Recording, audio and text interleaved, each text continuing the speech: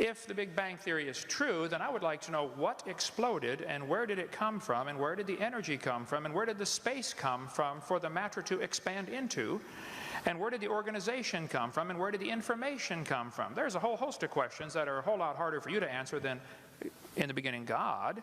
Where's information come from? This universe is not just random molecules circulating around. I mean, it carries information. Just like a book is so much more than ink on a paper. It carries information. And the DNA is more than just chemicals. It's information. So the evolutionist never answers the question, where did this information come from? Where did the energy come from? Where did the matter itself come from? And you gripe about my belief. I believe by faith in the beginning God. I know, I admit I don't understand that. But you believe hundreds of things by faith. You don't even understand that you're believing by faith. You think matter is either eternal or can create itself. Well, that's the two choices. How did matter get here? The world is here. Where did the matter come from? Did it just happen by itself, or is it all just imaginary? We're not really here at all.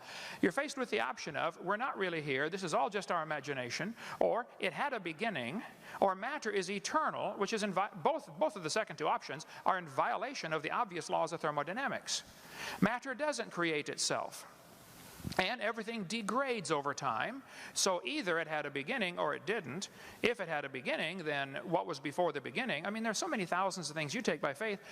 I say in the beginning God, and you say, well, this matter somehow either was always here or created itself, and then this matter somehow became alive, and then this first living thing learned how to reproduce, and then it learned how to make something other than its kind. I mean, even though nobody's ever seen that, nobody's ever seen a dog produce a non-dog. Or you mentioned about, the fact that a wolf and a fox and a dog coming from a common ancestor off Noah's Ark in only 4,400 years.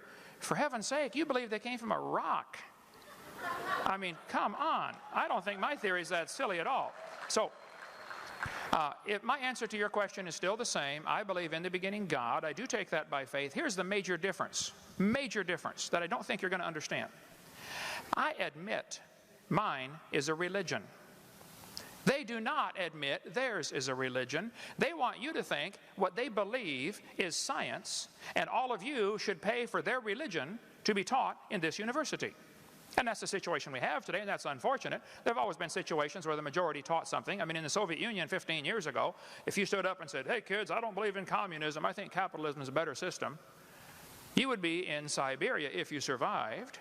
And here in Emory University, if you stood up in your classroom and said, I don't believe this evolution theory is true, I think it's pretty obvious there must have been a designer to this system, you would be in intellectual Siberia. You would lose your job.